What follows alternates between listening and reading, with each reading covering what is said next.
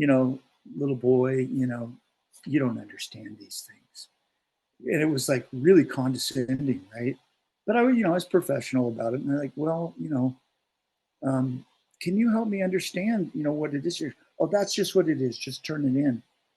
And I said, well, I'm looking at your balance sheet here and I'm looking at your P&L.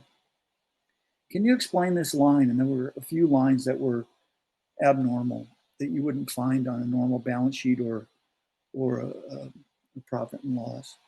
Can you explain these lines to me and tell me what they mean? Oh, just don't worry about it. Just turn it in, she says.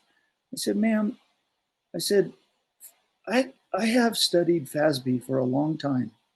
I know I'm only 28, but I said, FASB, this just doesn't make sense to me. And she looks at me and goes, FASB?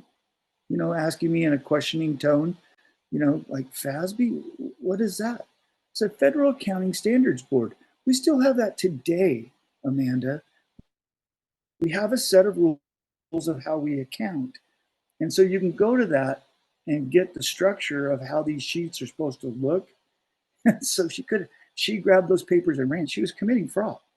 She ran out the door because she had been caught. So, it's really interesting to, learn the paperwork, get an idea of what's in front of you. You know, at that particular point, I owned that particular company. So it was really fascinating to be, tapped on the head a little bit and somebody playing me for trying to, because I was at 28, I mean, I hardly had any peach fuzz on my face still.